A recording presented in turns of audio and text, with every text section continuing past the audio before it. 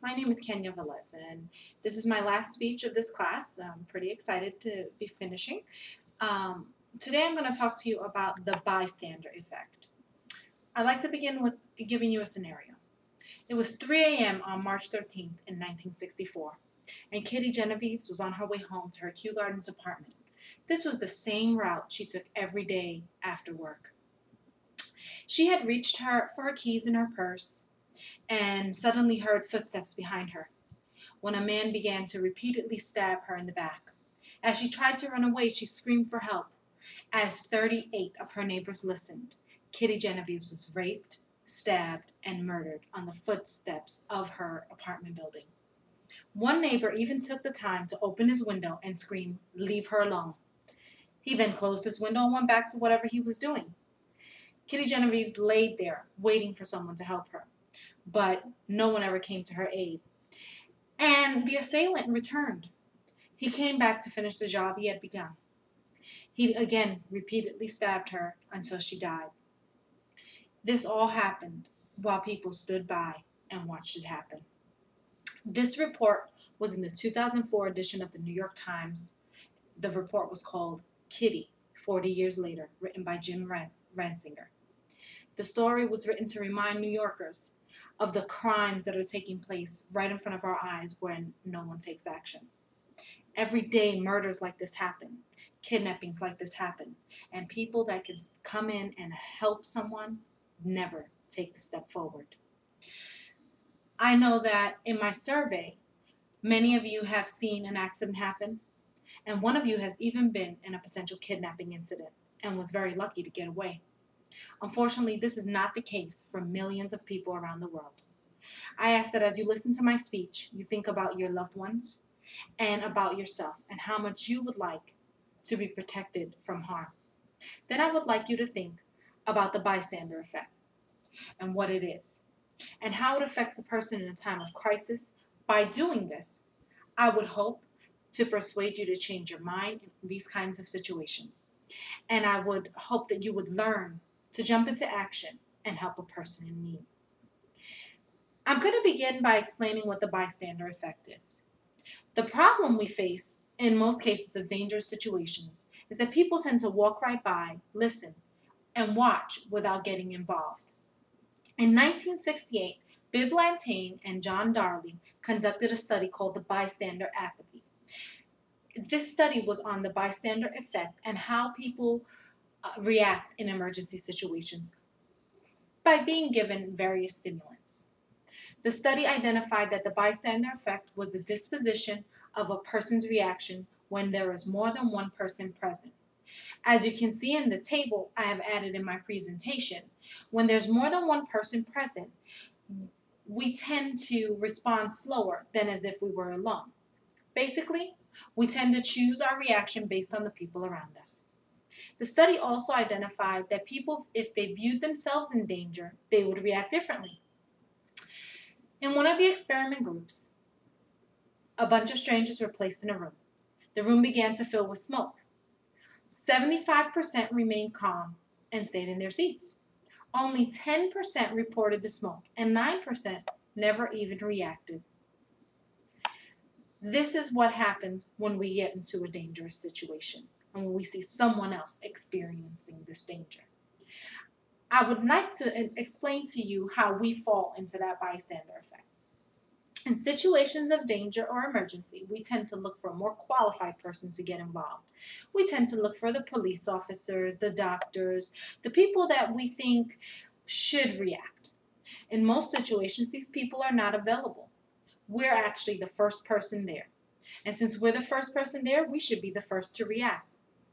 This is what is called the diffusion of responsibility, trying to convince ourselves that someone else will get involved. Two other professionals wanted to identify why this kept happening. So Mark Levine and Simon Crowther, professors at universities, decided to do another study, and it was called The Responsive Bystander on Violent Events. Levine and Crowther used a scenario of a woman being attacked by her boyfriend. You know, a lover's quarrel. We see these every day. We can see them as we walk through the store. You see them as you're driving past people in cars. This happens on a daily basis. They found that if you felt connected to the victim, you would react. Basically, if it was a woman watching another woman be abused, she would jump into action because as women, we want to defend each other. Now that you understand why we fall into the bystander effect, we can now find a way to solve problems by changing how we think. Krauss Witherborn, a psychologist and writer for Psychology Today, wrote an article in 2010 called Why and How Do We Help? In this article, Witherborn identified ways for a person in danger to get help. First, pick out a person in the audience. Look them right in the eyes. Make sure that they have built a connection with you. Then, if you're the person, a bystander in the audience, react. Make a connection with the victim. Both the person in danger and the bystander are going to expect the best in the person. So if you're the bystander, think of the person you're helping and not in yourself. Finally, think like a child. Children tend to act first and not worry about the consequences. Basically, we need to diffuse the situation in our minds and make it our responsibility to help. Karen Huffman stated in her 9th edition of Psychology Today that people are wired to help each other. The first key is evolutionary or instinctive. The second is egotistic. And the third is empathy. Basically, we have to make some kind of gain or we have to find a selfish gain. But as humans, we want something in return. We need to convince ourselves that it is our responsibility to help and that we need to gain nothing in return. The law has created ways to protect us when we become involved.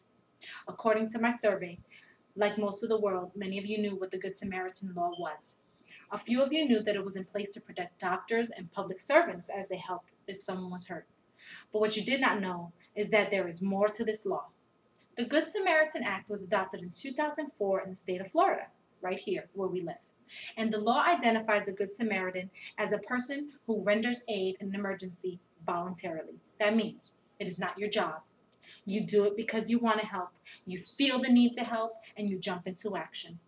This law protects any person that becomes involved. If the person that you help becomes injured or worse, you are protected. So you don't have to worry about that. You don't have to worry about if they're going to take action against you because you became involved. Since the law is there to protect you, what is to stop you? In conclusion, I would like to think that we all now understand what the bystander effect is. It's just a state of mind. It's something that we are able to change. We know that we should get involved and think of the other person over ourselves. We need to know that we are protected by the law if we get involved and convince ourselves that no matter what the case is, no matter if we know the person, no matter what's going on, we need to take action. 10 years after Kitty Genevieve's death, another young girl was killed in the same place and no one came to her aid again. Just think if one person would have stepped out in action to save her. If one person would have actually stepped out of themselves to help another person, she would still be alive. Someone's life would be saved that day. Every day, we experience bystander effect in many different ways, including bullying at schools, bullying in the workplace. There are so many pieces that don't involve life or death situations, yet we still stand by and watch them happen. The way we can solve this problem is to think about the other person, forget about our fear, and jump into action. Everyone likes a superhero story, but we're all afraid to become the superhero. I say forget about Superman and Batman and all those other superheroes and become the superhero yourself. Thank you.